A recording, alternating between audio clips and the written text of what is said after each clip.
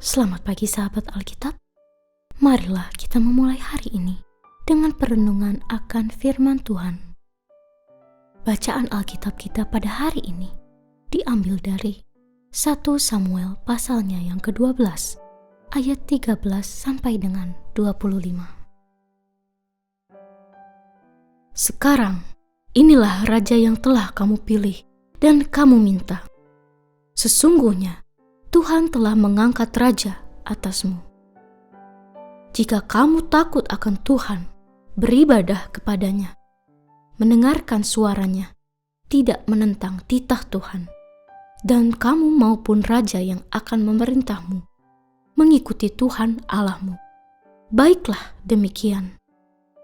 Tetapi, jika kamu tidak mendengarkan suara Tuhan, dan kamu menentang titah Tuhan, tangan Tuhan akan melawan kamu dan rajamu. Sekarang, tetaplah berdiri dan lihatlah peristiwa besar yang akan dilakukan Tuhan di depan matamu. Bukankah sekarang musim menuai gandum? Aku akan berseru kepada Tuhan, supaya Ia memberikan guruh dan hujan. Lihat dan sadarilah betapa besarnya kejahatan yang telah kamu lakukan di mata Tuhan dengan meminta raja bagimu. Samuel berseru kepada Tuhan, dan Tuhan memberikan guru dan hujan pada hari itu juga. Sehingga sangat takutlah seluruh bangsa itu kepada Tuhan dan kepada Samuel.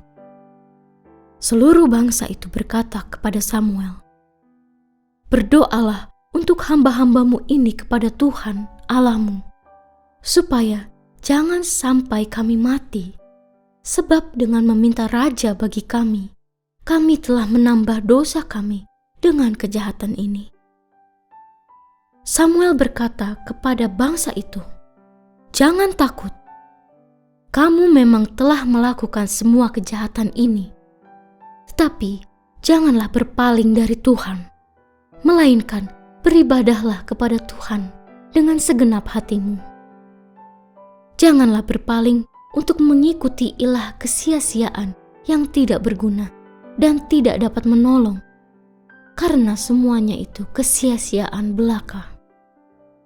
Demi namanya yang besar, Tuhan tidak akan meninggalkan umat-Nya, sebab Tuhan telah berkenan menjadikan kamu umat-Nya. Mengenai aku, sekali-kali aku tidak akan berdosa terhadap Tuhan oleh karena berhenti mendoakanmu. Aku akan mengajarkan kepadamu jalan yang baik dan lurus. Hanya saja, takutlah akan Tuhan dan beribadahlah kepadanya dengan setia dan dengan segenap hatimu.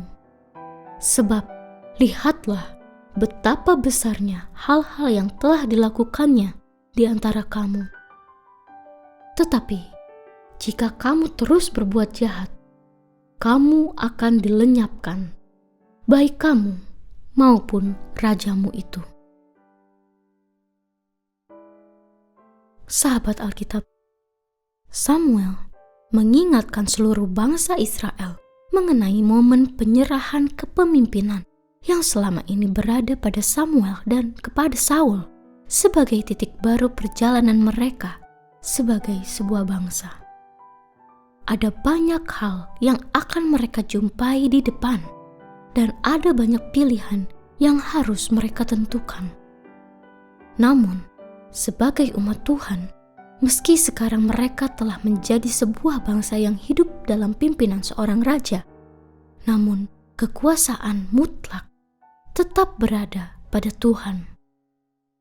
Mereka semua, baik rakyat maupun raja, tidak boleh memalingkan diri dari Tuhan, apalagi merasa sanggup untuk melawannya. Melalui peristiwa hujan besar di tengah masa panen, Samuel sedang menunjukkan kepada seluruh bangsa Israel bahwa masa depan dan jalannya kehidupan seluruh bangsa Israel bergantung pada otoritas serta kehendak Tuhan. Pesan yang Samuel sampaikan ini memang menimbulkan ketakutan yang besar bagi bangsa Israel.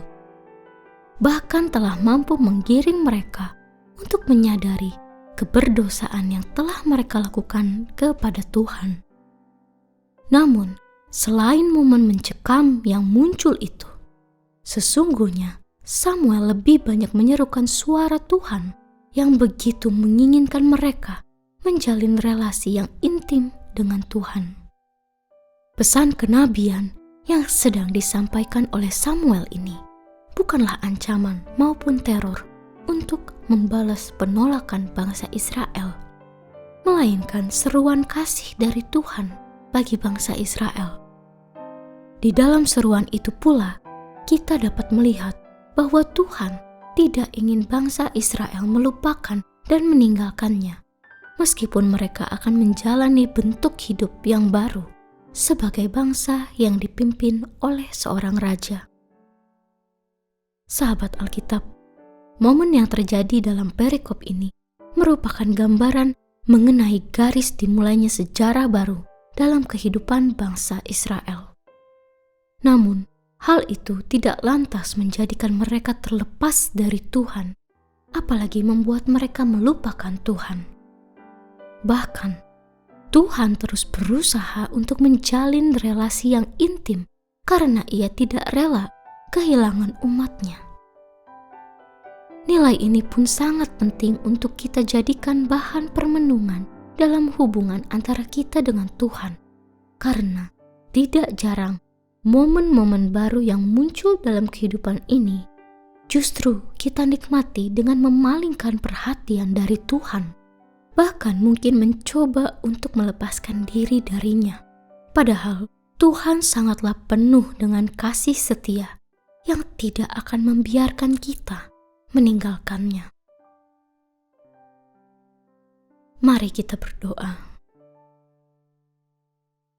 Tuhan Yesus yang baik, kami bersyukur atas kebaikan-Mu yang tiada terbatas. Bimbinglah kami ya Tuhan, agar kami tidak pernah melupakan Engkau di tengah-tengah perjalanan hidup kami. Tunjukkanlah kepada kami bahwa setiap momen baru dalam hidup ini harus kami jalani dalam hubungan yang erat dengan-Mu, agar kami tidak tersesat dalam kesombongan atau keinginan untuk menjauh dari-Mu. Kami percaya bahwa kasih-Mu selalu menuntun kami, dan kami bersedia untuk memelihara relasi yang intim dengan-Mu setiap saat. Di dalam nama Tuhan Yesus, kami berdoa. Amin.